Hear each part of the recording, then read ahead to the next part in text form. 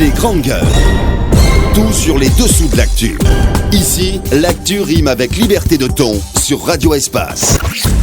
Et également sur Suite FM Guinée, tous les soirs, vous avez accès à cette émission sous le coup de 18h. Continuez à réagir évidemment. Les contacts s'affichent juste en bas de l'écran. Si vous nous écoutez à la radio, c'est le 00224 657 39 13 13. Avec plaisir, nous allons prendre en compte vos messages dans cette émission. À la une, l'UFDG dans le viseur du parti au pouvoir. Et celui-ci juge extrêmement grave et dangereux. Donc les récents propos tenus par deux hauts responsables du parti d'opposition en Guinée, du principal parti d'opposition en Guinée.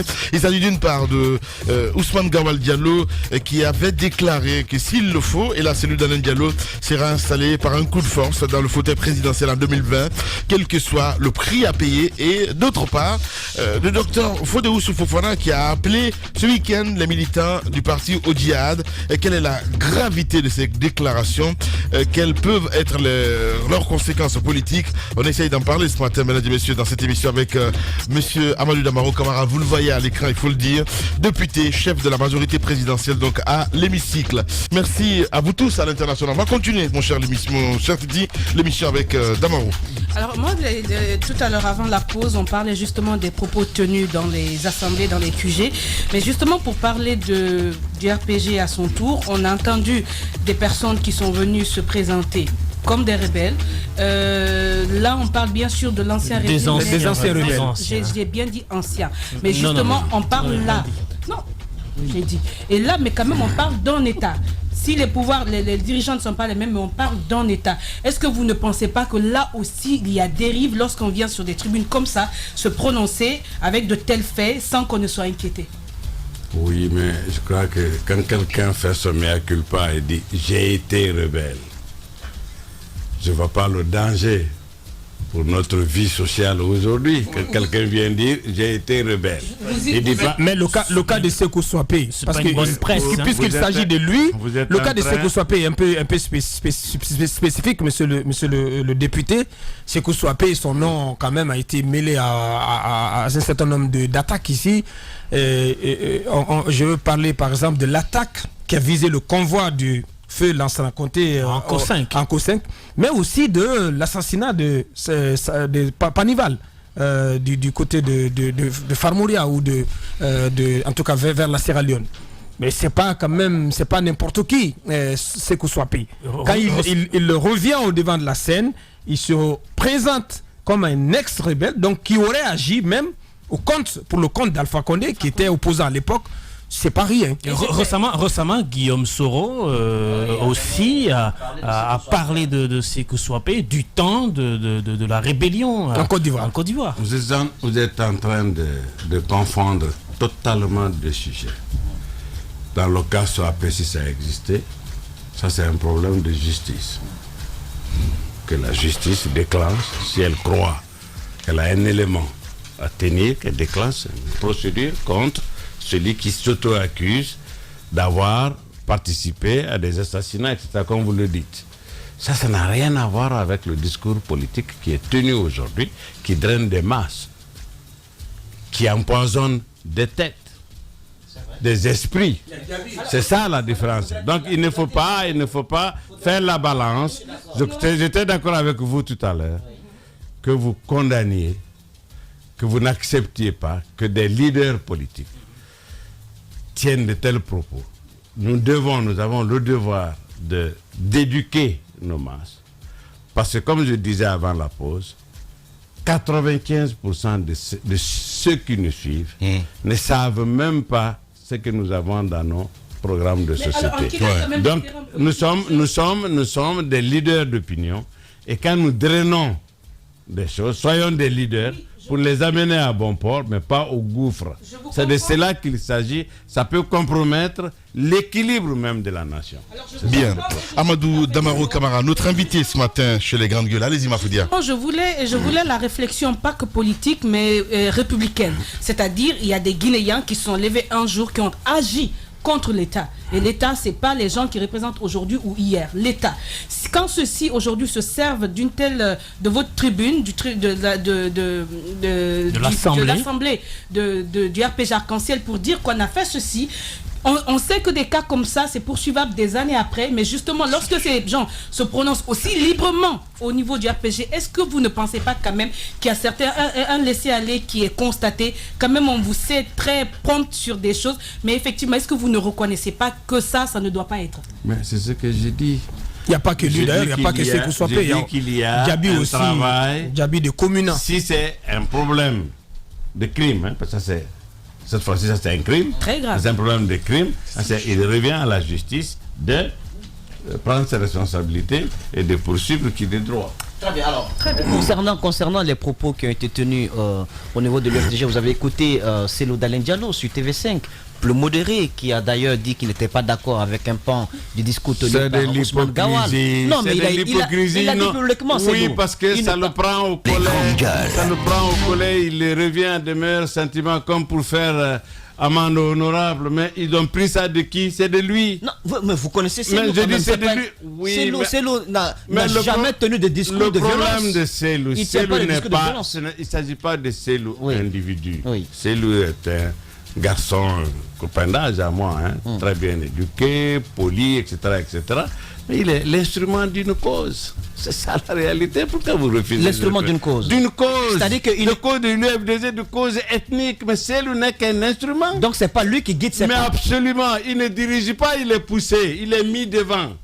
C'est ça l'essence, la quintessence à l'UFDG. C'est pas son parti. On l'a mis à la tête, on l'a récupéré.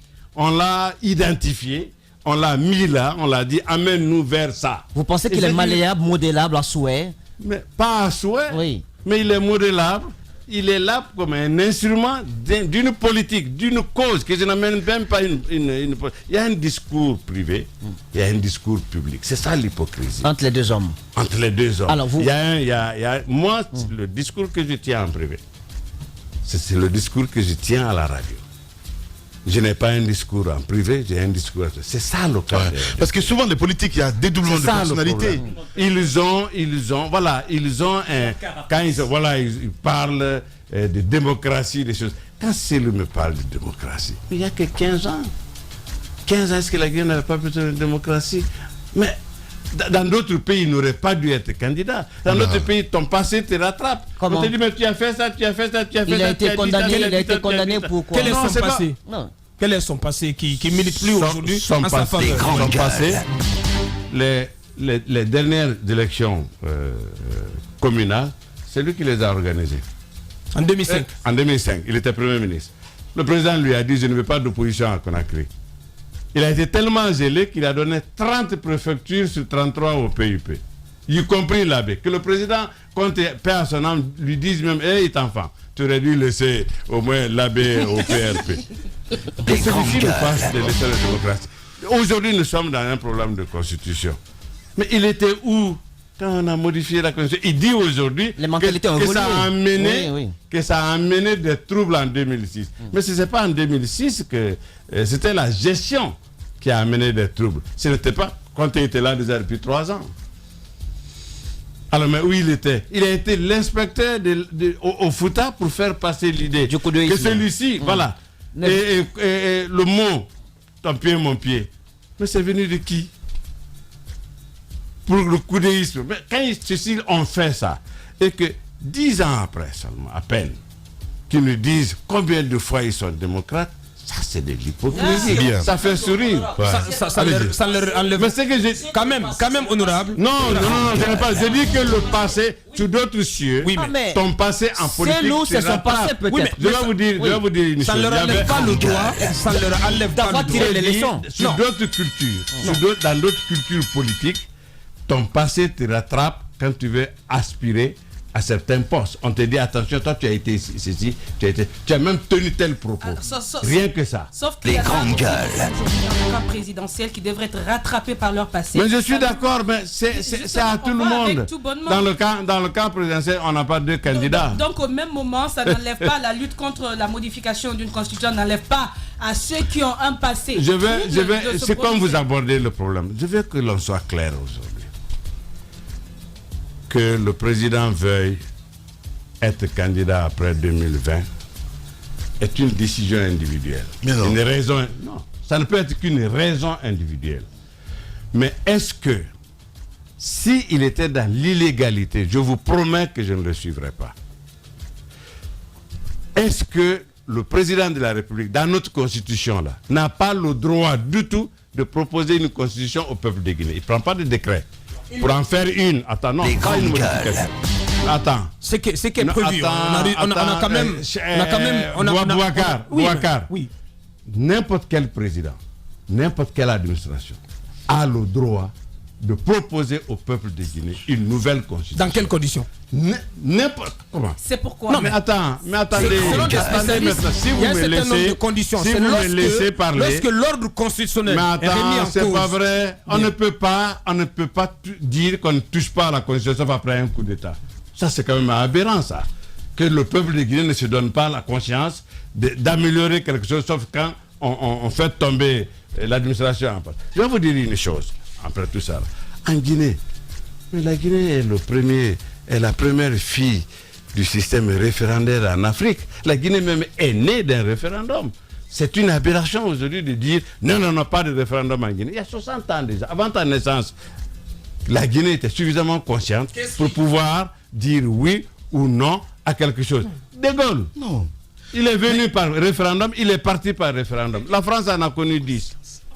Voilà, allez, on va revenir évidemment sur ce discours caustique avec les politiques. Oui. Quelle solution aujourd'hui? Parce qu'on se dit, ici c'est à la fac, c'est de savoir un petit peu les solutions. Parce que si ça va comme ça, comme les déclarations de Fodé Oussou Fofana, entre autres, les déclarations de Ousmane Gawal Diallo, vous dites quoi exactement? Qu'est-ce qui se passe? Pourquoi on est si, fébrile?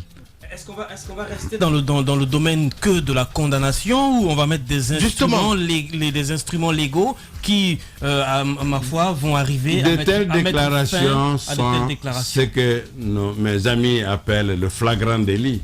J'aurais dû prendre la responsabilité. Vos amis les magistrats, vous voulez dire? Je dis que ceux qui sont en charge d'appliquer la loi et qu'ils appellent flagrant délit.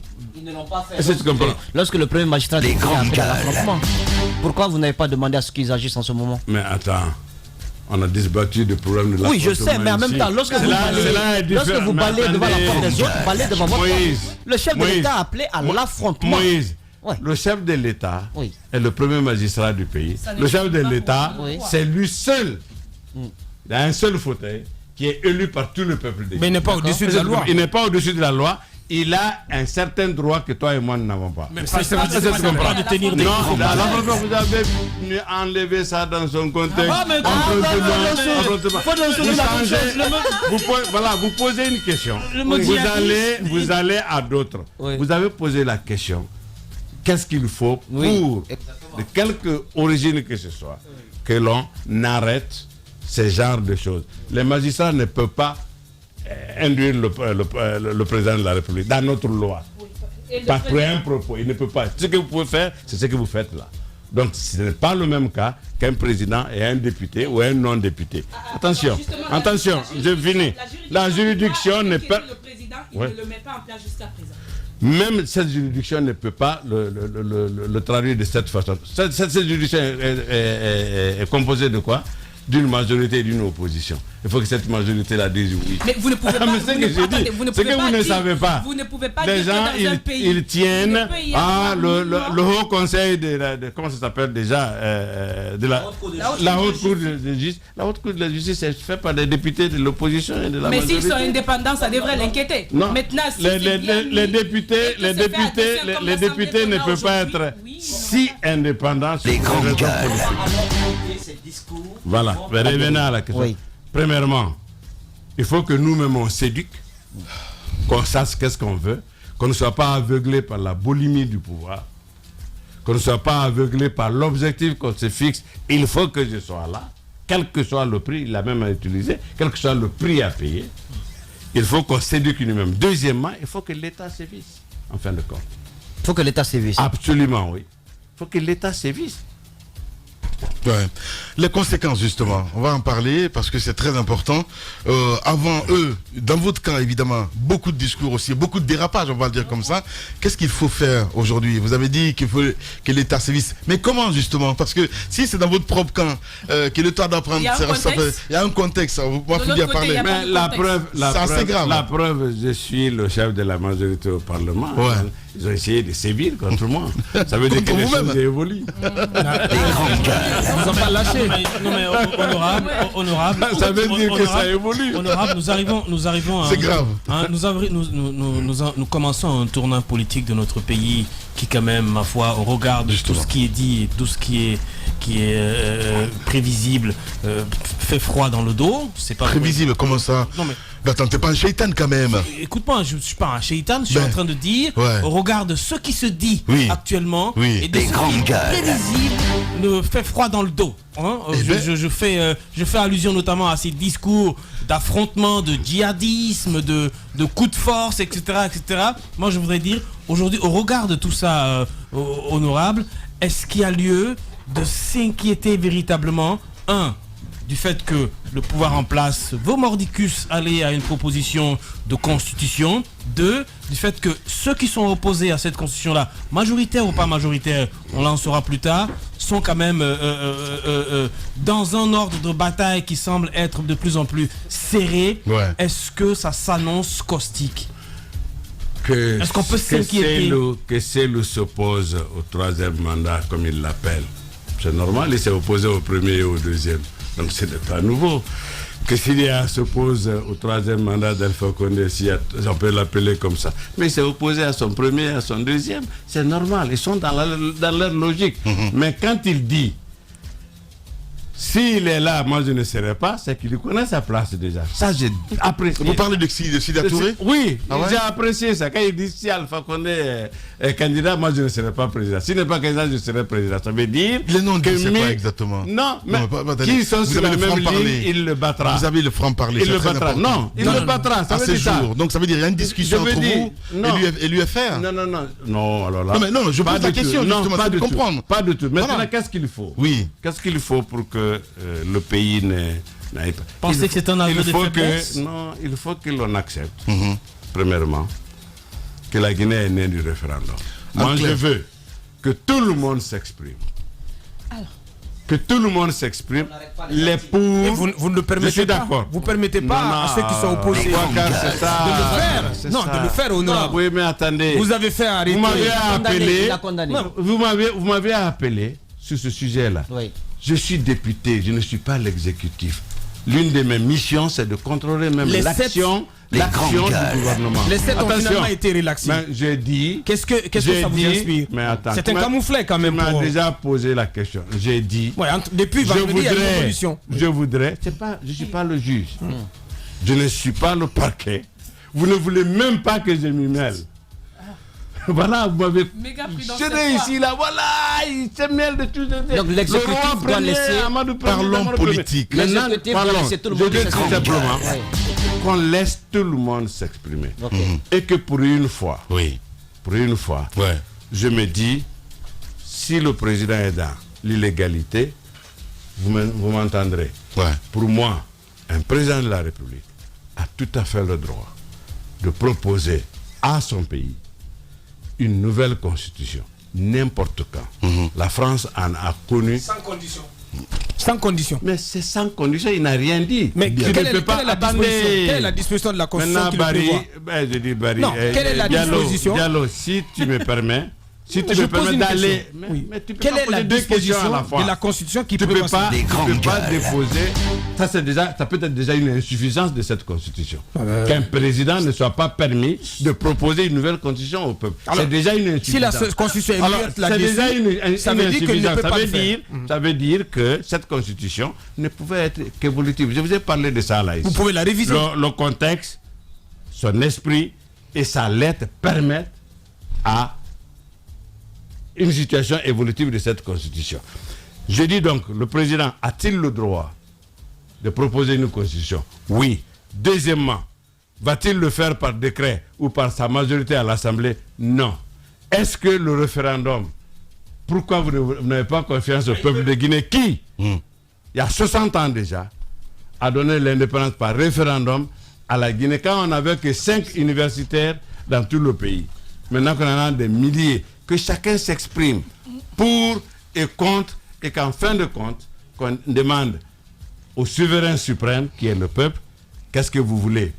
Croyez-moi que le peuple de Guinée sait exactement ce qu'il veut. Il pourrait dire à Alpha, non. Il peut le faire aussi par décret, vous venez de dire. Vous avez dit. Non, je n'ai pas dit ça. Je dis, est-ce qu'il va le faire par décret? Non. Est-ce qu'il va le faire par son assemblée? Non. S'il le fait par référendum, c'est ça la pure expression démocratique. Bien. Parlons politique justement, parce que c'est pour cela qu'on a besoin de vous ce matin. Quels sont les noms dits? Vous dites, Abakar l'a annoncé ce matin, si Condé ne se représente pas, je serai le prochain président. Ça veut dire, il y a des deals déjà en cours avec l'UFR. Est-ce que ces leaders, je parle des opposants aujourd'hui, sont déjà préparés à la mentalité à dire, de toutes les façons, il y aura une nouvelle constitution, sans langue de bois? Je vous regarde dans les yeux. Et qu'on se dise il y aura des une choses. nouvelle constitution, bien sûr. Il y aura une nouvelle constitution. Mais bien sûr. Mais je ne sais pas quand, mais vous en avez déjà vu les couleurs? Parce que nous savons que la constitution actuelle a besoin d'être renouvelée, d'être changée, d'être... Dans quelle composante? Mais quand on doit changer jusqu'à 97%, vaut mieux une nouvelle. Vous changez où exactement? Pourquoi changer jusqu'à 97%? Honorable, pourquoi ne pas modifier? J'ai été un auteur de la constitution actuelle. Honorable, vous ne m'apprenez rien. Moi, je connais même l'atmosphère dans laquelle nous l'avons. Moi, je pose la question suivante, honorable. Honorable, Moussa, si vous permettez. Mais pourquoi? Honorable. Mais peut-être qu'on mettra ça dans la nouvelle. Honorable. Allez, on va s'écouter. Expliquez aux Guinéens. Allez-y, expliquez aux Guinéens pourquoi on va passer de la constitution de mai 2010. Si vous me laissez parler, je vais vous dire exactement la raison. On vous pose la question et c'est pour la gouverne de nos auditeurs. Pourquoi la Guinée a-t-elle besoin de passer de cette constitution qui est en vigueur, celle qui a été adoptée en mai 2010, pour aller à une nouvelle constitution? Pourquoi ne pas réviser celle qui est en cours? Pourquoi ne pas la modifier? Merci.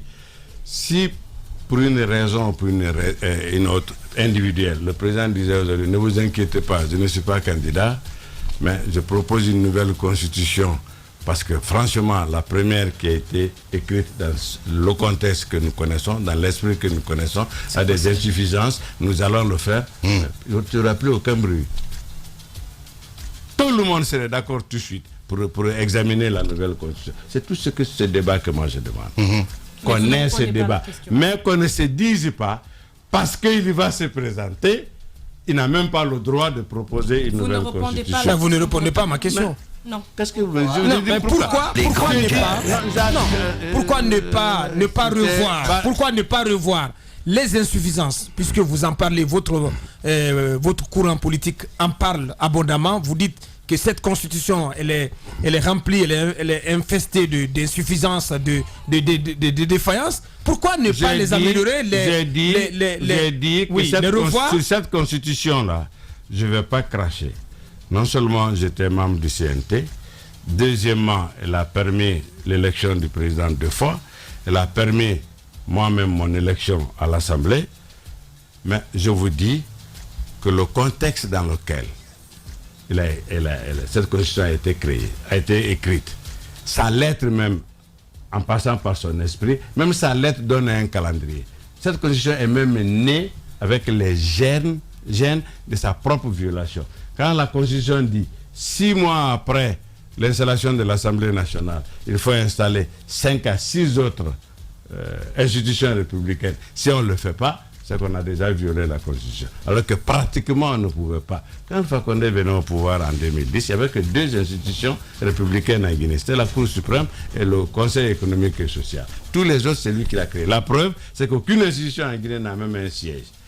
Deuxièmement, si le temps ne nous permet pas, mais je vais vous dire que cette Constitution a tellement d'insuffisances et elle a sauté tellement d'aspects de la vie sociale qui ne sont pas consacrés, qui auraient dû être consacrés par la Constitution, que je proposerai une nouvelle. C'est un carton rouge au travail auquel vous-même vous avez participé. Non, je dis, elle aura vécu cette Constitution-là. Mais parce qu'en 2010, Bouakar, les Guinéens seraient partis aux élections, même sans Constitution. On avait peur. Bien. Il y avait eu déjà le 28 septembre, etc. Voilà.